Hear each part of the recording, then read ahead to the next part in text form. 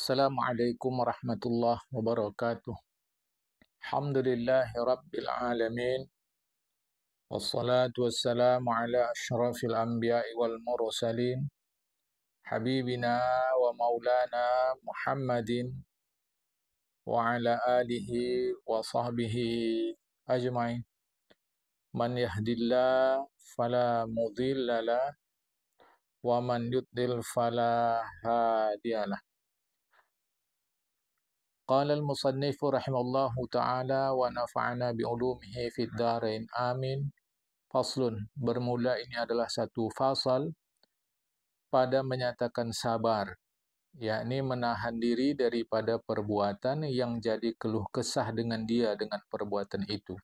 Jadi ada sesuatu yang itu mengakibatkan kita berkeluh kesah, tetapi kita tidak berkeluh kesah. Itulah yang disebut dengan sabar. Jadi sabar menahan diri dari berkeluh kesah. Ringkasnya begitu. Ya, ini tidak salah. Sabar itu menahan diri dari perbuatan, dari sesuatu yang mengakibatkan kita berkeluh kesah. Kalau diringkaskan, sabar adalah menahan diri untuk tidak berkeluh kesah. Nanti akan kita lihat definisi lain atau penjelasan lain. Di dalam masyarakat kita, sabar itu diartikan tidak marah. Pemahaman itu menurut saya tidak tepat. Oleh karena kita berkeyakinan manusia paling sabar itu adalah Nabi Muhammad SAW. Nyatanya beliau pergi perang. Nah, ada yang beliau pergi langsung, ada yang beliau hanya mengirim pasukan. Itu nanti kita belajar dalam tarikh Islam. Nah, ketika beliau terlibat langsung pergi berperang ke medan perang, beliau terlibat langsung sebagai komandan pasukan. Tidak mungkin beliau sabar dalam pengertian yang disebut masyarakat tidak marah. Karena orang pergi perang pastilah marah. Sebab perang itu membunuh atau dibunuh. Bagaimana mungkin orang yang pergi perang, dia tidak membunuh. Sedangkan membunuh itu mesti marah. Tapi di masyarakat dipahamkan sabar itu adalah tidak marah. Ini dua hal yang bertolak belakang. Karena itu memahami sabar sebagai sikap jiwa tidak marah itu menurut saya adalah keliru. Sebab Nabi Muhammad SAW makhluk paling penyabar, ternyata dia pergi perang, orang perang pasti marah. Nah, ini harap dipahamkan.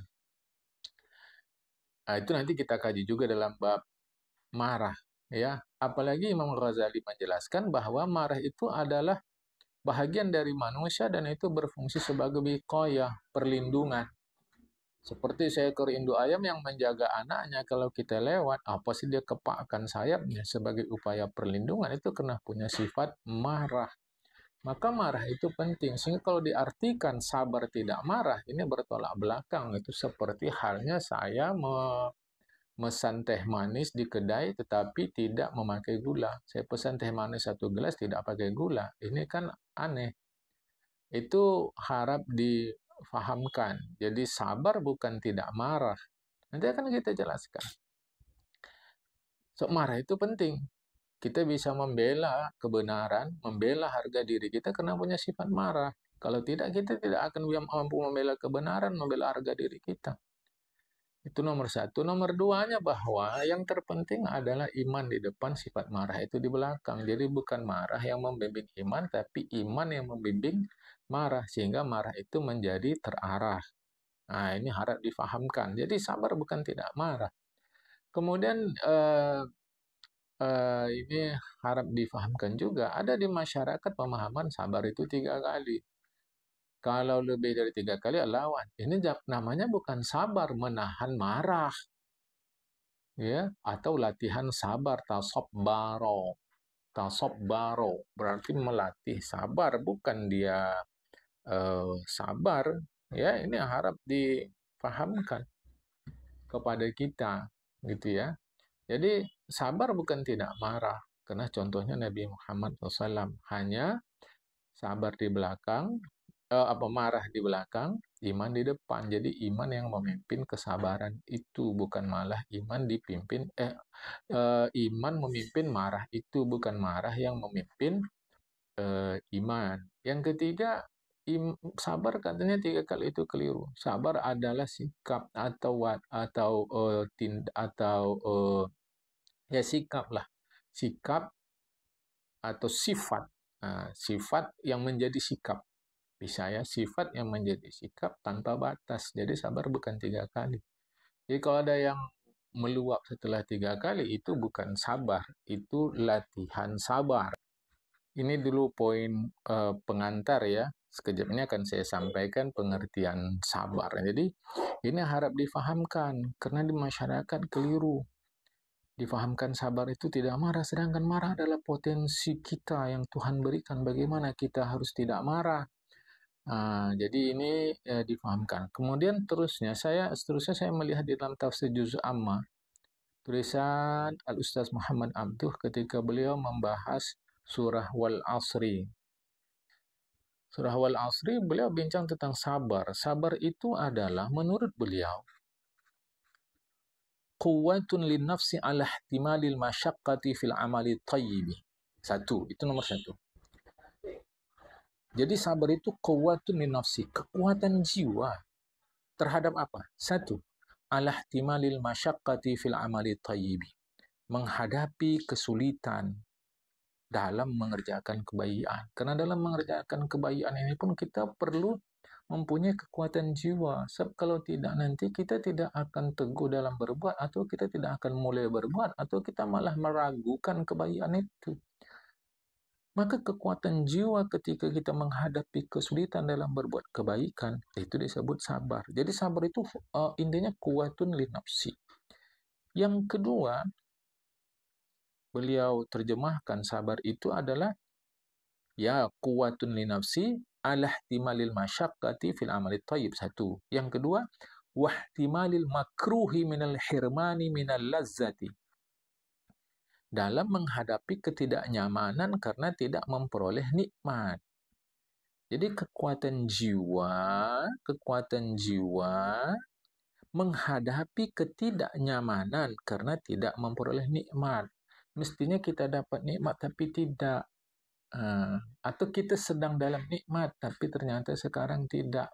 Ketidaknikmatan itu kita hadapi dengan kekuatan jiwa, itu juga disebut sabar.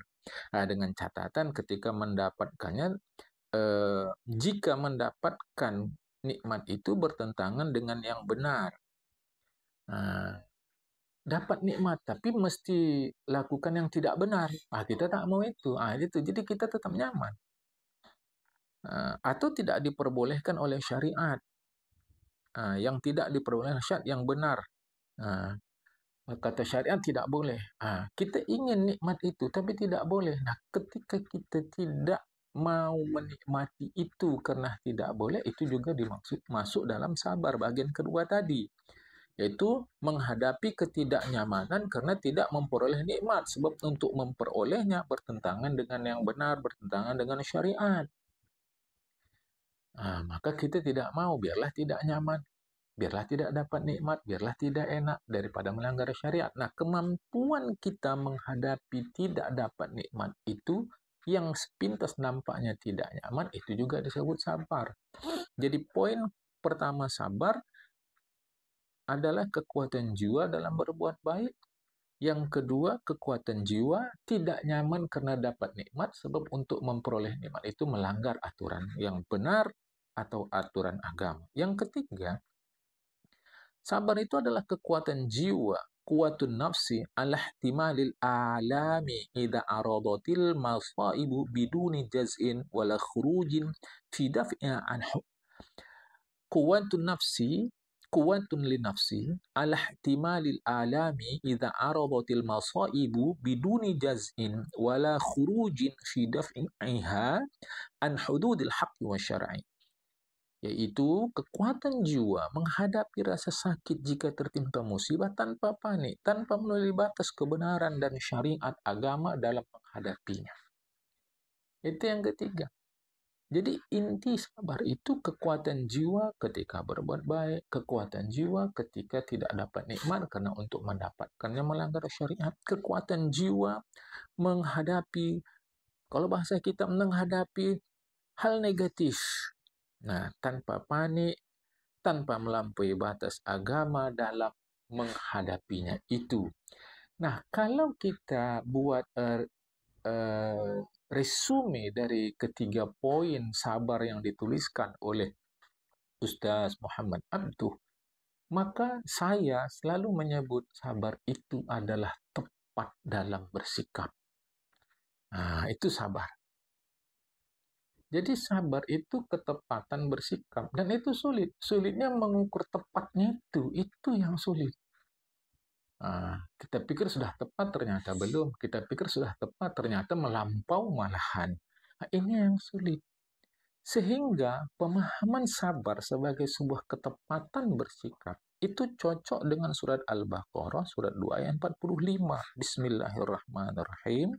Wasta'inu bis-sabri was-salah. Jadikanlah sabar dan sholat itu sebagai penolong. Lah ya iya, menolong kita dalam menyelesaikan, menghadapi, menangkal masalah ya dengan sabar, yaitu dengan tepat bersikap. Tapi supaya dapat kita semakin dekat ketepatan itu, wassalah dan sholat. Sholat itu hubungan kita dengan Tuhan. Jadi relasi spiritual kita dengan Tuhan tetap ajak, tetap konstan dalam rangka kita bersikap terhadap masalah. Nah, ketepatan itulah sabar. So, kalau diartikan, jadikanlah sabar, tidak marah, dan sholat sebagai penolongmu. Sedangkan marah itu ada pada kita. Ini bagaimana kita tidak marah? Kan? Bagaimana mungkin kita tidak marah? Contohnya Rasulullah lagi. Nah, jadi tepatnya itu ya, tepat bersikap itu. Dan itu memang sulit. Memastikan tepat itu memang sulit. Maka diperlukan, kalau kita merujuk lagi surat Al-Asri itu, watawasau, saling mengingatkan. Jadi kesalingan itu diperlukan. Karena menurut kita tepat, orang lihat ternyata orang-orang yang peduli kepada kita, orang-orang baik, dilihatnya nggak tepat, dinasihatinya. Maka kita bisa menjadi tepat. Janganlah saya dibantah dengan mengatakan, orang-orang melihat pun benci sama kita, iri, belum tentu baik. Itu lain hal. Maksud saya, orang-orang baik, maka itu watawasau, saling mengingatkan, saling mewasiatkan dalam kesabaran. Oleh karena memang kadang yang kita lihat pas, rupanya belum pas. Jadi dengan kita mau menerima wasiat atau nasihat atau peringatan atau advice dari orang lain, diharapkan bisa kita semakin dekat kepada ketepatan itu. Jadi klop cocok dengan ayat Al-Quran, wasta'inu bis sabri wassalah itu. Jadikanlah ketepatan bersikap dan relasi spiritualmu yang ajak kepada Tuhan. Itu relasi spiritualmu yang istiqomah, yang konsisten kepada Tuhan itu, jadikanlah dua unsur itu sebagai penolongmu. Jadi cocok. Sebab kalau bilang tidak marah, aneh juga. Marah itu bahagian dari kita. Malaikat yang tidak marah, setan yang ngasih marah-marah. Jadi malaikat tidak marah, setan marah-marah, manusia marah. Hanya persoalannya seperti pengantar tadi. Baik, ya. Baik, kita teruskan. Maka yaitu sabar itu perangai yang terlebih baik karena yang membawa kepada hampir kepada dekat dengan Allah Ta'ala, dengan hak Ta'ala, seperti firman Allah Ta'ala dalam surah Al-Baqarah surah 2 ayat 153. Bismillahirrahmanirrahim. Innallaha ma'as sabirin. Bahwa Allah Ta'ala itu beserta bersama dengan orang yang sabar. Dengan apa? Sertanya itu apa? Tolongnya Allah, kasihnya Allah bersama orang yang sabar. Dan firman-Nya juga dalam surat Az-Zumar, surat 39 ayat 10. Perhatikan itu. Bismillahirrahmanirrahim. Innama yuwaffas sabiruna ajrahum bighairi hisab. Hanya disempurnakan Allah, diberikan Allah secara lengkap sempurna, tidak kurang, tidak lebih, pas akan orang yang sabar. Apa yang Allah berikan secara sempurna itu akan pahala mereka itu dengan tiada terkira-kira banyaknya. Sempurna yang tiada terkira-kira banyaknya. Gitu ya. Maka pegang oleh wahai murid akan dirimu dengan sabar. Ya betul lah ya. Seperti yang saya jelaskan di awal tadi, supaya disempurnakan oleh Allah Ta'ala akan dikau janjinya yang tersebut itu. Maka jika ada seorang menyakiti akan dikau, maka jangan engkau menyakiti akan dia. Ya, jadi buruk jangan dibalas bulu. Kecuali hal itu akan menimbulkan bahaya tidak baik, itu boleh. Dari maksudnya mencegah keburukan yang lebih buruk. Misal kita kalau sebatas dimakinya saja, dicacinya, oke, tak usah balas. Tapi kalau kita dicederainya secara fisik, balaskah? Tidak. Perlindungan diri. Agama itu tingkatan nomor satu. Kalau sebatas kata untuk pribadi kita, ya tidak usah dibalas, biarkan saja. Ya, kecuali dengan ucapan itu menimbulkan efek sosial yang berbahaya bagi istri kita, anak kita, itu perlu dilakukan klarifikasi, bukan pembalasan, tetap tidak membalas, karena yang buruk dibalas buruk, siapa yang jadi baik kalau begitu. Tapi perlu klarifikasi, perlu penguatan kepada pihak-pihak yang terkena imbas negatif ucapan itu. Kemudian kalau dia main fisik, bukan pula dibalas fisik, tapi kita melindungi diri kita supaya tidak dikenainya. Kalau toh sudah dikenainya, apakah kita balas fisik? Tidak juga kita balas. Tidak juga kita balas. Kalau begitu apa yang harus kita lakukan? Secara agama, ingat, ada hukum fisik, ada hukum had, ada hukum kisos, ada macam-macam. Jadi bukan kita membalas, tetapi kita majukanlah kepada mahkamah. Kalau memang mau kita lakukan, jadi kalau secara fisik dia lakukan, bukan kita membalas. Kita melindungi diri. Sebelum kejadian kita melindungi diri, kalau sudah kejadian akankah kita balas? Tidak juga. Sebab dia tidak akan ada selesainya. Maka supaya mencegah kemungkinan terjadinya secara formal, balas tidak selesai, maka majukan ke pengadilan, ke mahkamah. Ini kan cerita lurus dulu nih, bukan cerita belok-belok. Tetapi ada satu masa, perlukah kita membalas? Perlu. Sebagai balasan, bukan sebagai pengajaran kepada dia. Karena kalau kita tidak lakukan balasan sebagai pengajaran, dia akan semena-mena, semua mau dia balas sebagai pengajaran. Ini harap dipahamkan. Seberapa besar ukurannya? Itu tak bisa saya jawab, tergantung pada situasinya. Pukulnya kita 3 kali, misal kata, kalau kita diam saja, dia bisa semena-mena, suka-suka dia.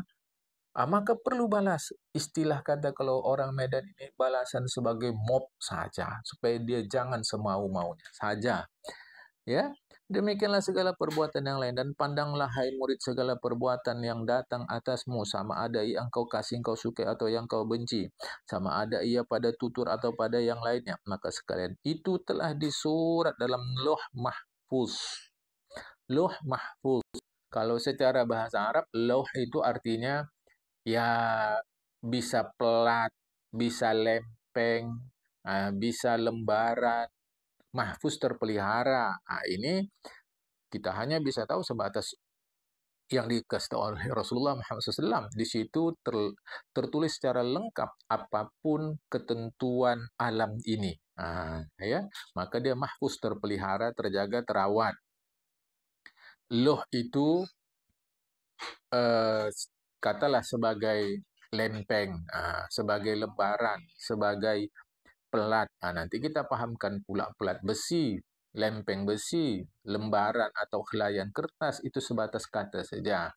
Kalau cara dulu di Indonesia ada namanya batu tulis. Kira-kira begitulah tertulis di situ.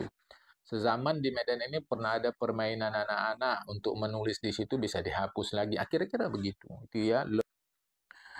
Tiada berubah sekali-sekali, sama ada yang kau sabar atau tak sabar. Sabar tak sabar ya ada begitu. Ya, maka jika engkau sabar, niscaya jadilah engkau bahagia dan amat mulia pada Tuhanmu.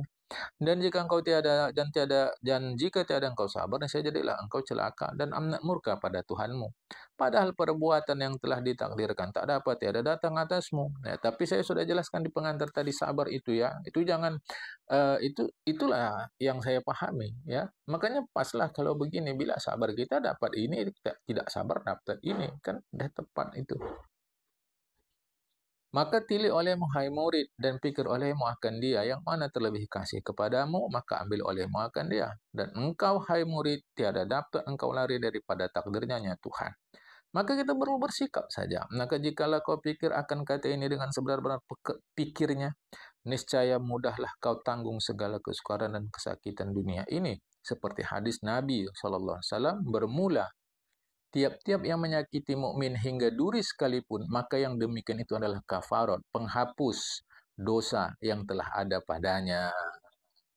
Nah, itu artinya ada upah, ada balasan. Bahasa Inggrisnya reward, ada reward. Ya, jadi tidak ada yang sia-sia. Dan jikalau kau sabar atas kesakitan manusia serta kuasa engkau melalui akan dia, atas mereka itu, niscaya dipujikan atas kepala segala makhluk pada hari kiamat. Artinya, kau sanggup balas tapi kau tidak balas. Kau menjadi terpuji. Tapi seperti saya antar di bahagian sebelumnya tadi, hati-hati jika tidak kita membalas dalam pengertian untuk memberi pelajaran, untuk ngomong, dia bisa semena-mena, bisa lebih bahaya. Ini perlu. Apakah kalau kita balas seperti itu, kita tidak dipuji Allah di depan seluruh makhluk hari kiamat? Serah kepada Allah Ta'ala. Allah Maha tahu isi hati kita, pikiran kita, benak kita, hasrat kita. Allah Maha tahu. Mudah-mudahan kita membalas itu bukan karena tidak sabar, bukan karena dendam, tapi karena satu hikmah yang ada. Mudah-mudahan kita masih masuk dalam pujian itu. Ini berikut sampai ke bagian akhir kisah-kisah. Sehingga saya baca agak cepat ya. Hikayat adalah seorang raja pada zaman dahulu, dan ada baginya seorang sahir. Jadi raja punya tukang sihir. Maka tatkala tua si tukang sihir, maka katanya bagi raja, hai raja, suruh olehmu kepadaku seorang kanak-kanak supaya aku ajarkan dia ilmu sihir. Artinya dia ingin mewariskan ilmu sihirnya, minta kepada raja, percayakan kepada seorang anak-anak, ambil yang muda biar ku ajarkan dia. Maka menyuruh raja kepadanya seorang kanak-kanak, dan adalah pada jalannya itu rahib. Artinya anak-anak itu kalau mau ke rumah raja, mau berjumpa tukang sihir raja, dari rumah si anak-anak itu dia melewati rumah si rahib. Rahib ini seorang ulama alim, orang yang mengabdi kepada Allah Ta'ala. Cuma mereka belumlah, itu pada zaman dulu ya, umat terdahulu, bukan umat Islam kan, maka disebut di atas tadi pada zaman dahulu. Bukanlah di umat Nabi Muhammad SAW.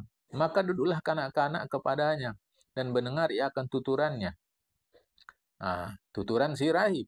Dan adalah kanak-kanak itu apabila berjalan ia kepada sahir, maka berjalanlah ia kepada rahib. Asal mau ke tukang sihir raja, mau belajar, mau menerima ilmu dari raja, dia jumpa ke rahib dulu, dan duduklah ia di sana. Dan apabila datang kanak-kanak itu kepada sahir, maka memalu sahir itu akan dia. Datang ke tempat tukang sihir, dipukul tukang sihir, memalu dipukul, malu, palu, dipukul. Maka mengadulah kanak-kanak itu yang demikian itu kepada rahib, bahwa kok dia dipukul. Maka kata rahib begini, apabila engkau takut akan sahir tukang sihir itu, maka kata olehmu, telah menahan akan aku oleh ibuku. Ibuku yang buat aku terlambat datang kepadamu. Tiada jadi aku pergi kepadamu. Dan jika engkau takut akan ibumu pula, maka kata olehmu, telah menahan akan aku oleh sahir tukang sihir itu. Maka antara kanak-kanak itu seperti demikian, tiba-tiba datang kanak-kanak itu atas satu binatang yang amat besar. Sesungguhnya beberapa manusia telah membunuh. Artinya dalam keadaan begitu, ke tukang sihir bilang karena ibunya, ketika di rumah ibunya kenapa terlambat pulang, bilang ke tukang sihir. Dalam keadaan seperti itu, bolak-balik, dia di tengah jalan jumpa binatang yang amat besar. Binatang ini sudah membunuh orang, ada banyak orang dibunuhnya. Maka kata kanak-kanak, pada hari ini aku ketahuilah, adakah sahir itu terlebih afdal atau rahib. Aku mau tes dulu. Cakap siapa yang betul? Cakap tukang sihir atau cakap ulama tadi? Maka mengambillah ia akan batu. Maka katanya, hai Tuhanku, jika ada ilmu rahib itu terlebih kasih kepadamu daripada ilmu sahir, maka bunuhkan olehmu akan binatang ini. Maka melontarlah kanak-kanak itu akan dia. Lemparnya binatang tadi, matilah ia binatang itu. Maka datang kanak-kanak itu kepada rahib. Maka mengkhabarkanlah ia kepada nyanya rahib. Maka kata si rahib, hai anakku, engkau pada hari ini terlebih afdol daripada aku. Wah, ini pengakuan guru itu penting. Kejujuran ilmu itu penting. Guru ulama yang soleh tidak malu mengakui kelebihan muridnya. Lihat ini. Sesungguhnya telah besar pekerjaanmu. Hebat, luar biasa, dan engkau lagi dicoba manusia akan dikau. Cuma aku kasih tahu, nanti engkau akan mendapat cobaan. Maka apabila dibalakan akan dikau, nanti mana tahu kau dapat cobaan, maka jangan engkau tunjuk atasku, kata si rahib. Ini penting untuk menjaga kelangsungan pengetahuan. Jadi bukan sebagai pengecut, takut, bukan. Dan adalah kanak-kanak itu jadi menyembuh ya, dan anak-anak itu diberi Allah kemampuan menyembuhkan penyakit sopak atau kulit yang belang-belang itu. Minta izin ya. Dan menyembuhkan mata yang buta dan mampu memberi obat kanak-kanak itu kan segala manusia. Maka mendengar oleh seorang taulan kawan raja itu, padahal adalah ia buta, kawan raja itu buta, tapi kabar kemampuan itu sampai kepada dia. Maka datanglah dia kepada kanak-kanak dengan beberapa hadiah yang banyak. Serta katanya, jika engkau sembuhkan mataku ini, niscaya aku berilah segala harta ini akan dikau. Kata kanak-kanak itu, aku tidak kuasa menyembuhkan seorang, hanya saja yang menyembuhkan adalah Allah Ta'ala. Maka jika engkau berimankan dia, aku minta doakan dikau, bagi sembuh matamu. Maka percaya ia, taulan raja kawan raja tadi, dengan hak Allah Ta'ala, dengan Allah Ta'ala. Maka sembuhlah matanya. Setelah didoakan si anak itu. Maka datanglah orang itu kepada raja, maka kata raja, siapa yang menyembuhkan matamu? Katanya, Tuhanku. Kata raja, adakah Tuhan yang lain daripadaku? Jadi raja menganggap dirinya Tuhan pula. Katanya, bahkan Tuhanku dan Tuhanmu ada. Oh, marah raja, maka mensiksa raja itu akan dia, hingga menunjuk ia kepada kanak-kanak, disiksa, dipukul, siapa, diinterogasilah. Sambil disiksa, sambil interogasi disiksa, akhirnya dia tunjuk, kanak-kanak itulah aku dapat pengetahuan dari dan aku yakin. Maka didatangkan orang kepadanya dengan kanak-kanak itu, dibawa anak itu ke hadapan raja. Maka kata raja baginya anak tadi, hai anakku, telah sangat tajam ilmu sihir. Betapa engkau menyembuhkan orang buta. Oh, hebat ilmu sihir itu. Dengan ilmu sihir itu kau bisa sembuhkan orang buta. Begitu dugaan raja. Maka kata kanak-kanak, aku tidak menyembuhkan. Hanya saja Allah Ta'ala yang menyembuhkan.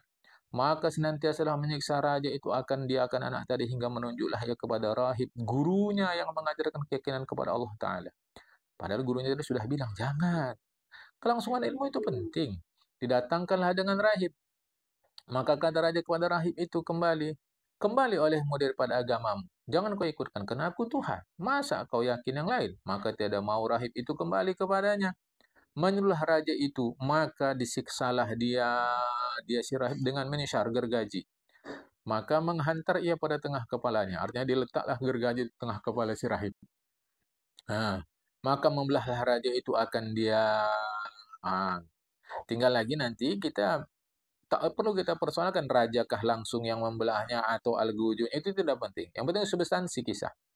Hingga belahlah ke dadanya. Kemudian maka kata raja itu kepada taulannya yang sembuh dari buta, kembali olehmu daripada agamamu. Maka enggan ia. Maka membelah raja itu akan dia dengan mensyar, dengan gergaji seperti rahib jua. Kemudian maka kata raja bagi kanak-kanak, kembali olehmu daripada agamamu. Maka enggan ia anak tadi. Maka kata raja bagi segala taulannya, bawa oleh kamu kanak-kanak ini ke bukit yang amat tinggi. Maka tatkala sampai ke puncak bukit tadi, gulingkan oleh kamu akan dia, jatuhkan dia. Kemudian maka menaiklah mereka itu, dibawa orang itulah dengan dia anak tadi ke atas bukit. Maka katakan akan, hai Tuhanku, tolak oleh kamu akan mereka itu daripada aku. Aku mohon ya Allah, campakkan mereka, selamatkan aku. Maka bergempa bukit itu, maka gugur jatuhlah mereka itu. Selamat si anak tadi.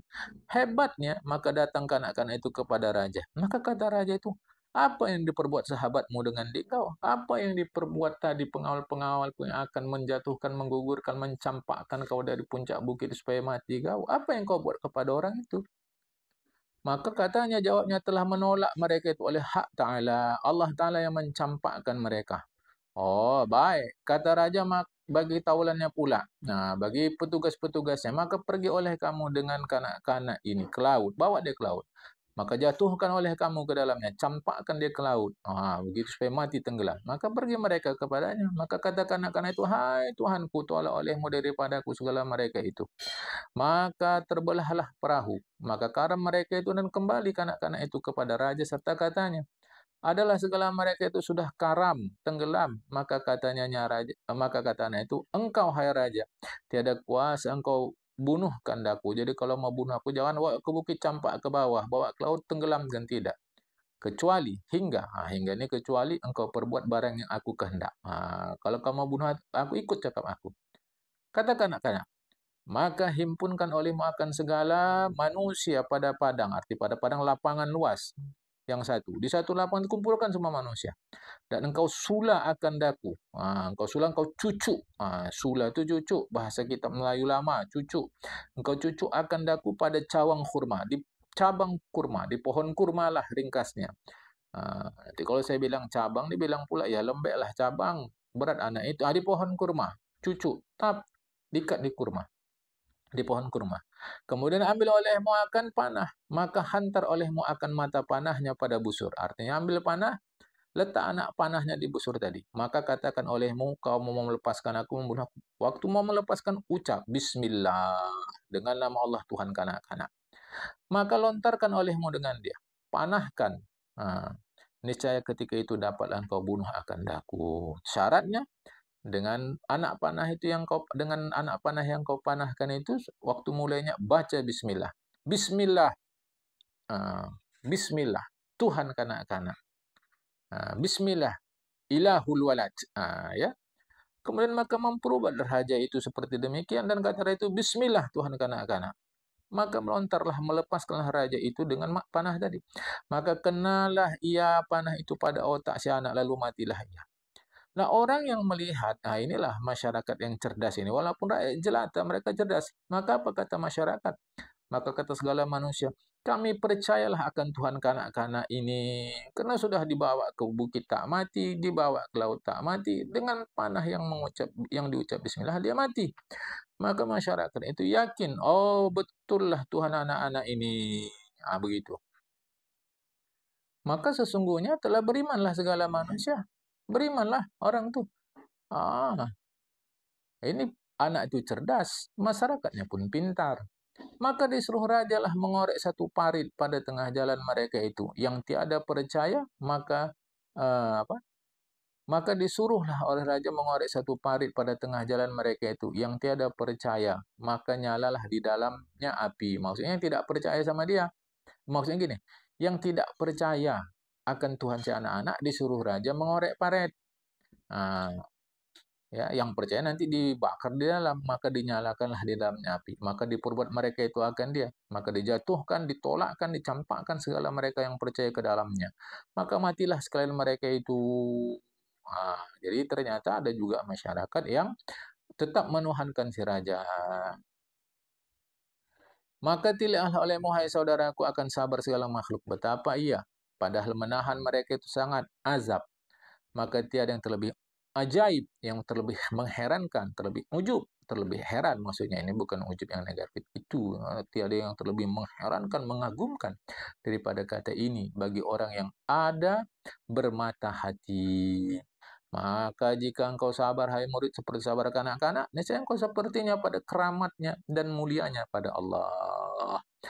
Mulia, keramat sama artinya. Jadi keramat itu kemuliaan, bukan pula keramat itu peristiwa yang aneh-aneh. Memang keramat itu peristiwa luar biasa yang terjadi pada orang-orang yang dikasih oleh Allah Ta'ala. Jadi bukan pada sepatu keramat, keris keramat, pulpen keramat, mobil keramat, keris keramat. Enggak. Yang keramat itu adalah orangnya. Karena dia kekasih Allah. Nah, kemudian kisah berikutnya. Seperti seorang abid ahli ibadah namanya Jurej. Maka memperbuat ia akan rumah khalwat, rumah untuk beribadah. Khalwat itu artinya bersunyi-sunyi, maksudnya khusus untuk beribadah. Dan duduklah ia di dalamnya, tiada keluar ia sama sekali, sekali-sekali tak keluar. Ini kisah kedua ya. Maka datanglah kepadanya ibunya, mamaknya pun datang, padahal ia Jurid dalam sembahyang sedang mengerjakan solat. Maka kata ibunya, ya Jurid, ya Jurid. Namanya ini pun mungkin tak tahu, anaknya sedang solat di dalam, dipanggil-panggil. Maka terjadilah perbincangan di dalam benak Jurij. Maka katanya dalam hati, ya Rabbi, aku dalam sembahyang. Maka berhadap di atas sembahyang, aku dalam sembahyang ya Allah. Aku dalam sembahyang, sembahyang laku. Nanti ini kalau kita cerita fikih, jika orang tua kita manggil kita mengerjakan sholat sunat, batalkan sholat itu. Nah, itu cerita fikih, itu nanti dulu. Ya, ini kita mau cerita kesabaran Jurej. Maka kembalilah ibunya, pulang. Maka tatkala esok harinya datang lagi ibunya pulang kepadanya, padahal ia dalam sembahyang lagi. Maka kata ibunya, Jurej, Jurej, Jurej, Jurej, panggil lagi. Kata Jurej lagi, ya Rabbi, ibuku, padahal aku dalam sembahyang. Nah, kalau bahasa kayak mananya nih, mama aku betul sembahyang. Nah, bahasa kita di sinilah. Maka teruslah dia berhadap atas sembahyangnya. Maka kembali balik lagi ibunya. Maka tatkala esok hari datang lagi ibunya. Nah, datang ibunya pula 3 kali. Katanya, Juret, Juret, Juret. Kau Juret, ya Rabbi, ibuku dan sembahyangku. Ya. Maka berhadap ia Juret atas sembahyang. Maka kata ibunya, hai Tuhanku, jangan kau matikan akan dia hingga menilik ia kepada perempuan zina. Ini ya, kalau kita cara orang tua, ini tak perlu ditiru. Orang tua yang bijak tidaklah begini kepada anaknya. Walaupun kita orang tuanya tak tahu kita entah sedang tidur, entah sedang apa dia kan. Kayak begini orang tuanya. Tuhan jangan matikan aku hingga menilik ia kepada perempuan zina. Ini kan orang tua mengutuk anak namanya nih. Yang seperti ini. Tidak, jangan macam begini kita sebagai orang tua bijak kepada anak. Meskipun sulit, apalagi ini anaknya sembahyang, walaupun orang tua tidak tahu. Kan? Itu seperti ada yang mengatakan, cobalah mamak maling kundang itu bijak. Anaknya sendiri mau dihukumnya, bahwa cerita malin kundang itu mitos atau enggak itu nanti dulu kan. Ini pun sama, nama anak awak masa dikutuknya anak, jangan kau matikan hingga dia menilik pada perempuan zina. Ini kan tak bagus ya, yang seperti ini. Tapi sudahlah itu nanti bagi kita jangan pula ikut kutuk-kutuk gini. Kutuk pun nanti anak awak sendiri yang tak betul ya. Tapi sudahlah itu kisah ya, maka teruskan. Kemudian maka ingat segala kaumnya akan Jurej dan ibadatnya. Maka kata perempuan yang amat baik rupanya, apa mencantik molek jelita bohai lah, tapi amat jahat perangainya. Nah, jika kamu kehendak, sesungguhnya aku cobalah akan dia. Masyarakat tahu dia orang baik, Jurej orang baik. Nah, ini perempuan ini pula beginilah. Ya. Maka datanglah perempuan itu kepadanya, maka tiada berpaling Jurej baginya. Tak mau juga, Jurej tetap. Orang tak ada hubungan, tak ada kena, tak ada apa-apa dengan si perempuan itu. Maka datanglah ia, si perempuan tadi, kena tak berhasil dia menggoda Jurej, datanglah kepada orang gembala. Adalah ia si perempuan itu bermalam di sisi rumah bukan.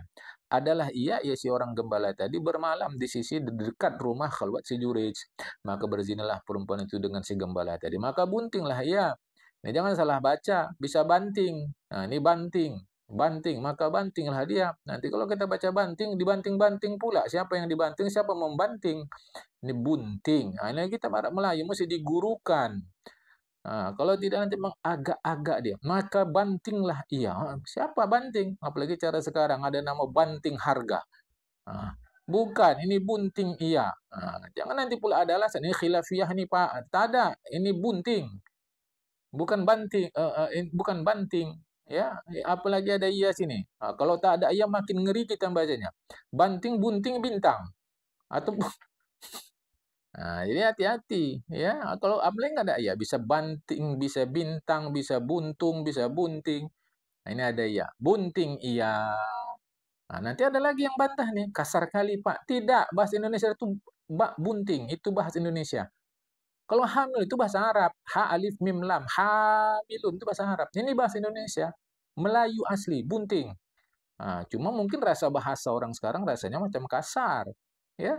Maka buntinglah ia. Maka tatkala beranak ia katanya, anak ini daripada Jurej. Itulah ya. Fitnah jalan terus. Orang baik difitnah. Ya. Ini luar biasa. Biasa itu ya. Kalau tak mau difitnah, ya, jadi orang jahat pun difitnah, jadi orang baik difitnah, pilih sajalah jadi orang baik. Orang sama-sama dapat fitnah juga. Maka datanglah segala mereka itu kepadanya, masyarakat datang kepada Jurid, maka meruntuhkanlah mereka itu akan rumah khalwatnya dan menghela, menarik mereka itu akan dia serta memalu memukul mereka itu akan dia. Ini risiko orang baik. Jadi kalau orang baik biasa diusir, dimaki. Cuma di masyarakat, kalau orang baik diusir, dimaki, pasti kata masyarakat, memang dia salah, memang dia buruk. Tunggu dulu. Ya, maka kata Judah, apa pekerjaan kamu? Inilah hebatnya orang baik. Udah diseret, rumahnya diruntuhkan, tempat ibadahnya diruntuhkan, dia diseret. Masih nanya lagi dia. Apa pekerjaan kamu? Kalau cara kita sekarang, apanya kerja kalian nih? Ah, itu cara bahasa Medan lah, ya kan? Kalau bahasa Inggrisnya udah are you doing? Kan? Kata mereka itu dengan sebab kau berzinalah dengan perempuan ini sampai beranak ia daripadamu. Oh, masyarakat, nama masyarakat. Masyarakat itu asal fitnah sedap dia jalan terus, nggak penting dia benar salah. Hah?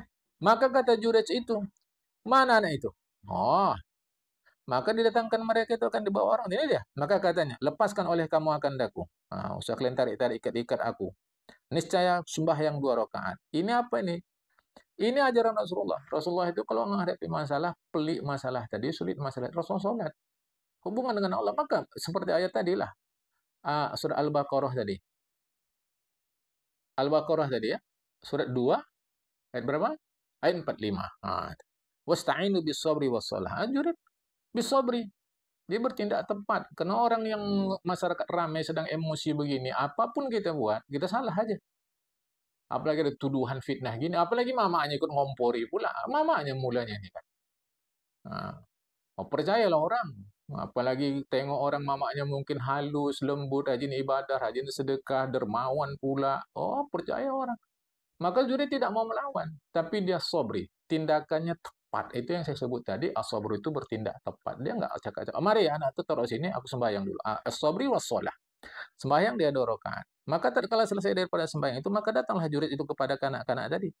Dan menjabat ia pada pusatnya. Ditekan jurid sikit pusat anak tadi dengan telunjuknya. Tekanlah dengan telunjuknya. Pegang sikit. Dan berkata ya, bertanya jurid pada anak-anak tadi. Hai kanak-kanak, siapa bapakmu? Kan? Maka kata kanak-kanak, bapakku itu si Fulan. Yang gembala. Apa lagi? Maka berhadaplah mereka itu kepada jurid serta mencium mereka itu akan tangannya. Ini masyarakat kayak gini. Mudah kali, sedetik bisa berubah dia. Tek katanya. Padahal dia tadi yang udah diruntuhkannya rumah jurid, disiksanya, dah pula cium tangan sekarang. Minta maaf mereka itu akan dia. Masyarakat kayak gini yang mau kita ambil hati. Oi, hajam awak. Hari ini awak pelit, detik ini juga kata dia awak dermawan. Hari ini awak dermawan, hari ini juga katanya awak pelit. Itu watak masyarakat. Kan? Kata mereka tuh kami perusahakanlah rumah khalwatmu daripada emas. Kayak gitulah. Udah luka hati orang. Mana lagi? Mau buat dari emas pula itu. Maka katanya Nyak Jurik, jangan. Tapi kalau kalian mau buat juga, perusahakanlah oleh kamu seperti dahulu daripada tanah. Mau beribadah. Ngapain pula dari emas? Maka adalah kanak-kanak itu tinggal pada ibunya menyusu. Udahlah. Itu urusan kalian lah. Yang penting urusan aku selesai. Gitu ya kira-kira. Anak tadi pun menyusu sama mamanya. Maka lalulah, waktu menyusu lalulah seorang yang amat baik, lagi amat mulia, lewatlah orang. Sedang menyusu lewat orang. Ya memang secara zahir baiklah, mulialah orang itu. Namanya orang tua pula. Maka kata ibunya, hai Tuhanku, jadikanlah olehmu akan anakku sepertinya. Maka berhadap kanak-kanak itu kepada laki-laki, tengok anak itu laki-laki tadi, padahal masih menyusui. Usia menyusui, serta menitlah kepadanya. Maka kata kanak-kanak itu, hai Tuhanku, jangan kau jadikan aku sepertinya. Kemudian maka kembali kanak-kanak itu kepada menyusu. Heran jugalah mama dia. Kan? Maka lalu pula seorang hamba perempuan, padahalnya dipukul-pukul mereka itu akan dia. Nampak pula perempuan. Namanya budak, zaman dulu budak ya. Sekarang tak ada lagi. Sambil lewat, sambil dipukul-pukul sama entah siapa, entah tuannya, entah pesuruh tuannya, pukul-pukul. Dan diikat-ikat akan dia, perempuan tadi. Padahal berkatalah, telah mengira-ngirakan daku Tuhanku. Telah mengira-ngirakan daku Tuhanku. Artinya Tuhanku telah memeriksa aku. Dan sebaik-baik wakil ia jua. Allah Ta'ala yang menghisap aku. Allah Ta'ala yang menghitung aku. Allah Ta'ala yang mengira-ngira aku. Allah sebaik-baik wakil, kuserahkan urusan kepada Tuhan. Maka kata ibu kanak-kanak itu, hai Tuhanku, janganlah engkau jadikan nasib anakku sepertinya. Maka tilik kanak-kanak itu kepadanya. Maka kata kanak-kanak itu, hai Tuhanku, jadikan olehmu akan aku sepertinya. Terbalik-balik. Maknya heran. Jadi cara pandang itu berbeda. Tidak sama cara pandang anak sama orang tua. Kadang-kadang orang tua lihatnya positif, anak lihat negatif. Anak lihat positif, orang tua lihat negatif. Tapi dalam hal ini kaitannya dengan agama.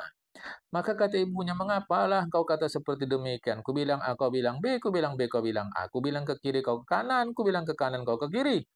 Apa penjelasannya? Maka kata kanak-kanak itu, bahwasanya laki-laki itu yang mama bilang mulia hebat, yang mama ingin aku macam dia itu, adalah yang sangat takabur, sombong, tinggi sebenang, kata orang Melayu.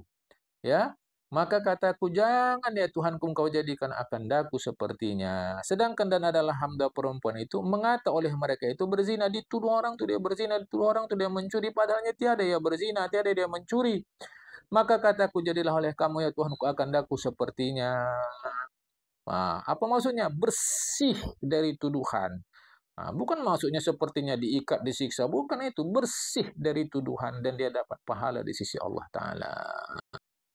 Maka pikirkan olehmu, hai murid, akan kata ini, akan cerita ini, akan kisah ini, akan kenyataan ini. Adakah faedah pada mengambil dunia atau pada ibadat?